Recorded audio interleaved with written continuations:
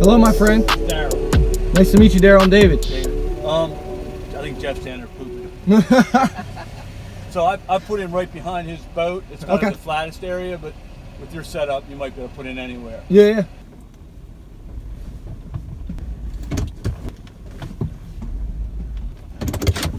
Good. All right, warriors, I'm out here with Mr. Jig Slayer Darrell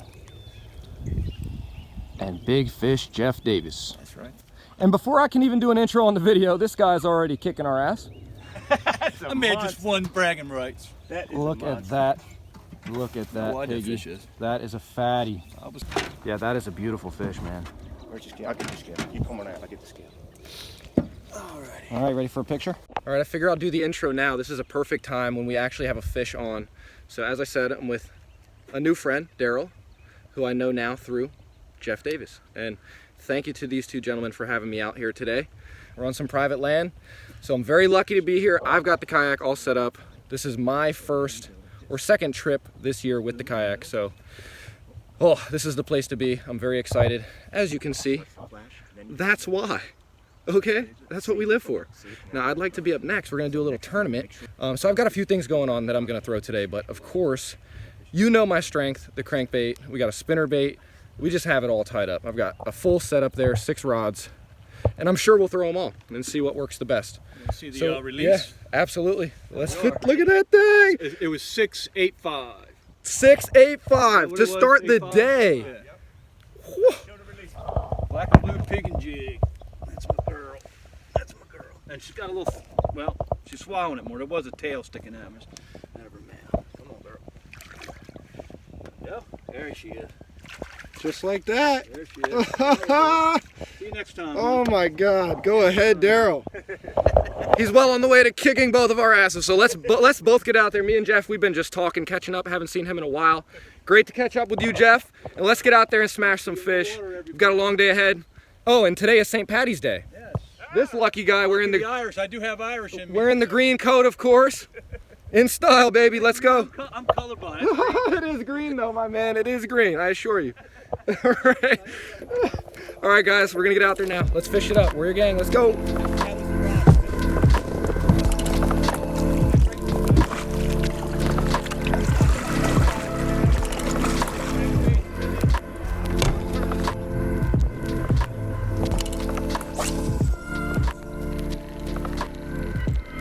I'm just gonna work this blade with this swim bait, kind of until I feel, you know, it thump the bottom. As soon as it thumps the bottom, then I pick up my speed a little bit so it stays above the bottom a little bit. You know, I don't want to be dragging any muck. We're still in that winter period of time where, like, we're not in the spring yet, but we're getting there, and you still have that residual muck like this. See, I know what I'm doing, baby. I know what I'm talking about. Right there. You don't want that. Fish know that ain't real, or well, they know it's not natural, you know, because nothing in nature allows things to stick to it. Dirt to dirt. You know, this isn't going to be a perfect day. I'm going to learn the place mostly, so if we can just catch a fish or 3, I'll be cool as a cucumber, dude. Now what I'm going to switch to is essentially a Ned rig with a Kitech Shad impact on it. There's a lot of shiner in here, so that should do it. That's a little 1/4 ounce. Make sure my drag is good. That braid had obviously been sitting for a while. God, it feels so good to be back out here. Just working that real slow, popping it. Water temp's only 45, edging on 46. I find the magic number in you know, the winter to spring transition to be about 48. But that's in very tough public water. This should be a little bit easier private water, so maybe it's not so important. Figured I'd turn that around so you can see what I'm fishing right now. I'm throwing this Ned very carefully because it's got an exposed hook, and then I'm probably going to switch to a jig here soon.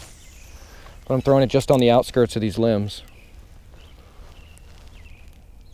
Working it real slow. Marking fish down there in 10 feet. I'm in 12. This is the deepest hole in the lake. I don't know. I am now throwing the almighty wigglewort painted by yours truly, as always, you know I don't throw anything that's not mine. Look at that thing. Ain't she pretty?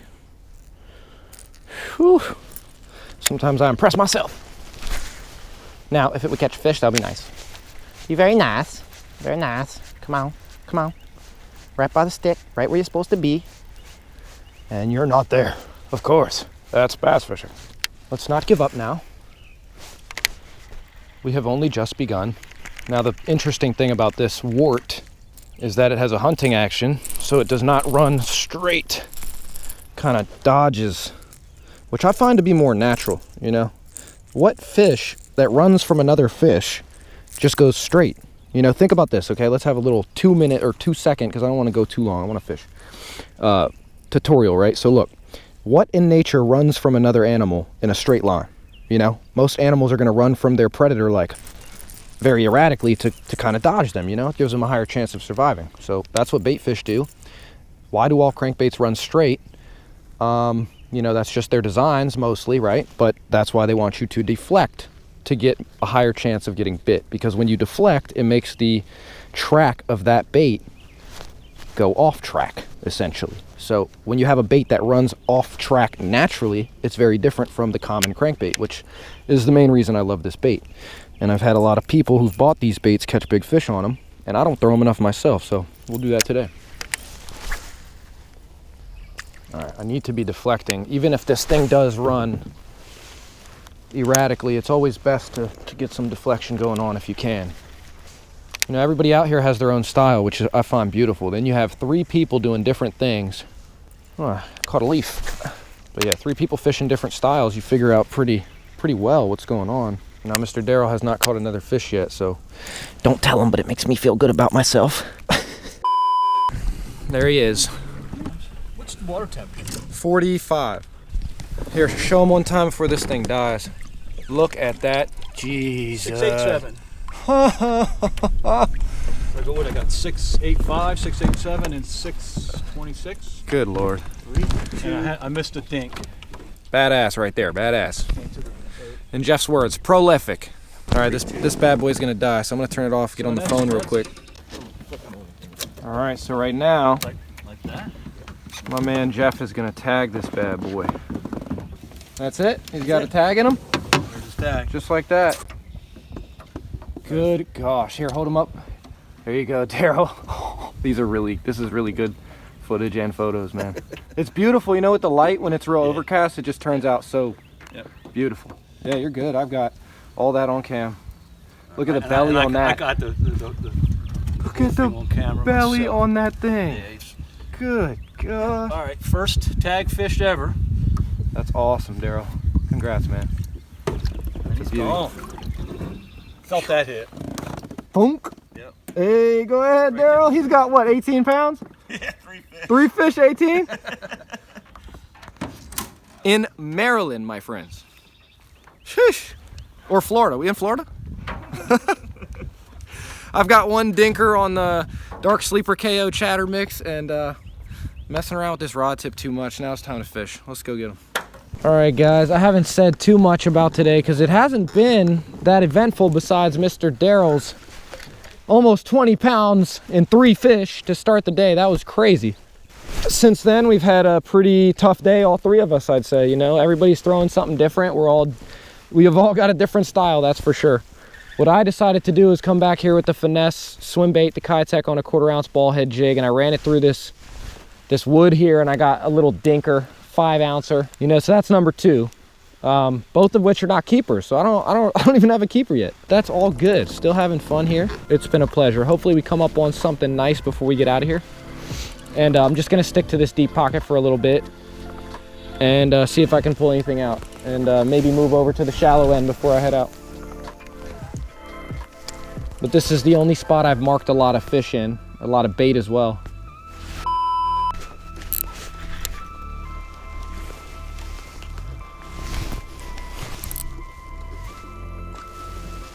He's not that big, but he's nice. Oh, he's real nice.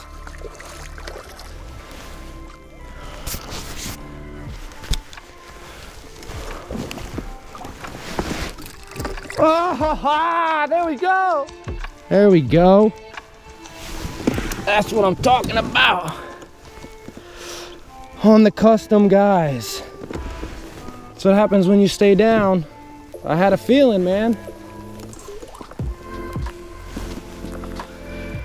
Whew.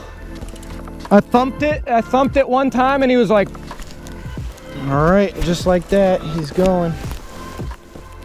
Bye, baby.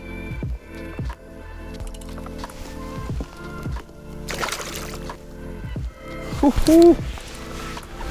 Stay down, stay down. All right, guys, so that took a long time, but essentially I cast, I just had this feeling like all day, you know, playing to my strengths. I'm a deeper water fisherman by nature because that's what I grew up doing. So wherever I go, I try to find a little bit deeper water than most people.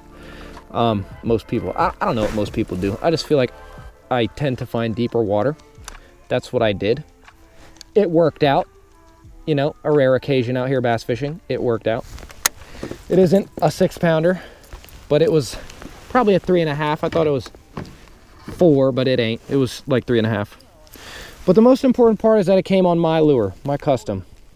The magic bait right there. A little Bandit 300 type deal there with the body. If you'd like to compare it with something factory that you've thrown before, that's what it would be. So I'm gonna keep doing that. I've marked fish out here in like 11 feet, 12 feet. And there's a lot of bait, so. That guy was just a sucker. He thought it was a shiner, but it wasn't. The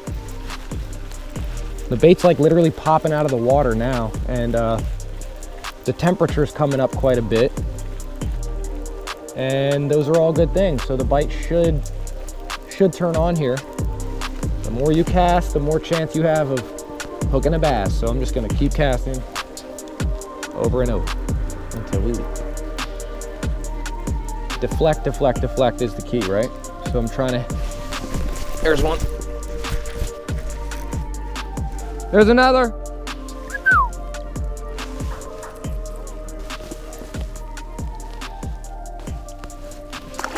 It's very, very, very fulfilling when you talk to the camera about what you're doing and then a fish comes as you record. That's fantastic. Let's back off. They seem to be very much on a specific spot. And backing off and casting with a long cast to it seems to be what I need to do. So I don't want to be over top of them. I want to run it right through where they're at without spooking them off. And I am hitting the bottom, and I am, you know, when I deflect, that's when I get them. So very textbook. Come here. Come here. Come here. Yes, there we go. Dude, that got him on the outside of his mouth. Holy shit. God, these are healthy fish. Very healthy fish. And he got hooked on the outside of the mouth. There's the custom.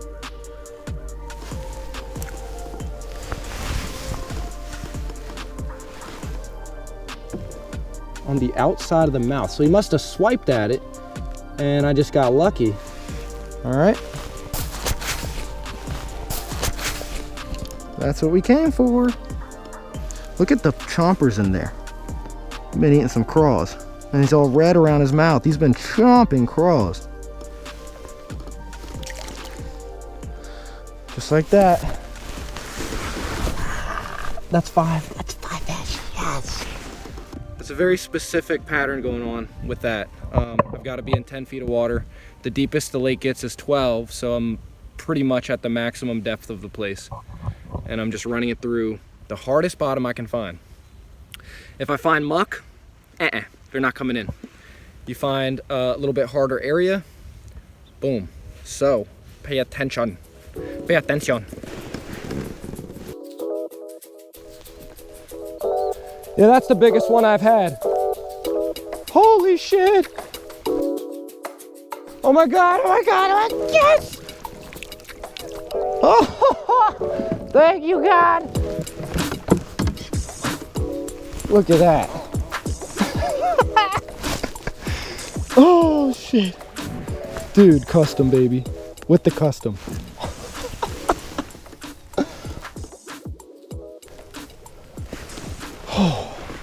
Yeah, this is a tanker.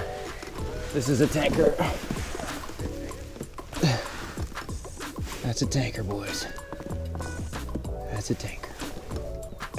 Finally a girl. I got a girl. She nice. I think a lot of these fish that were in that wood earlier have just. Oh, get him on there good. Weigh him up over top of the boat too. Do I turn it on first? Yeah, hold it in. Push that button and hold it in, it'll plant. All right. 524. All on the custom, baby. Yes. Here you are, Mr. Darrell. Thank you very much, man. All right.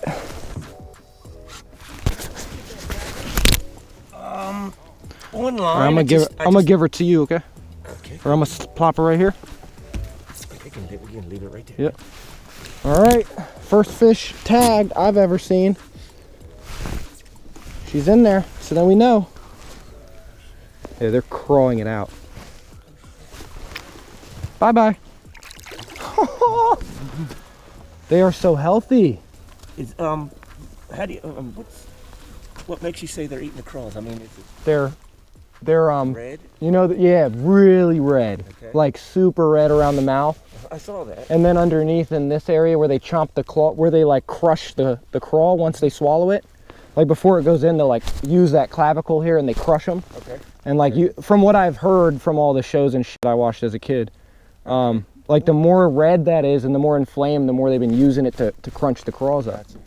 And honestly, it makes sense. Like he's been getting them on the jig, and then like I'm getting them on the, you know, hard bottom where there should be crawl.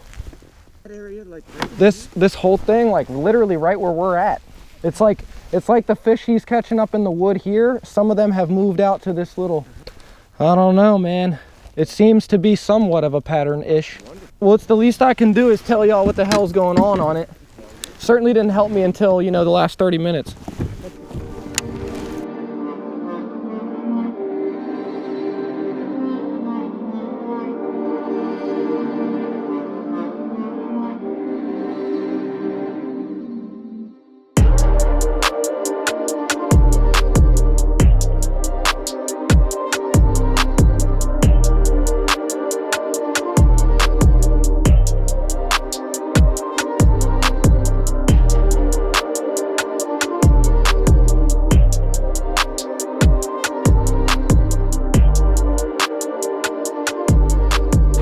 We got a living legend out here on the water, stranded. Well, no, he's got the front motor, all right. I was walking down the hill and before I went up the hill to put the truck away, I seen my man, Big Fish Jeff Davis. Confident, not cocky, that's his motto. And he should be, because he wrecks fish. But we're gonna talk to him in a second. This guy, legend. no, Some behind the scenes footage here. Oh, buddy. Oh, Lord. Oh, man. Ben Parker spoon? I got a part with one with for you. No way. It's yours. Dude. This feels like, what's that movie? Sword in the Stone? Something valuable's in my hand, baby.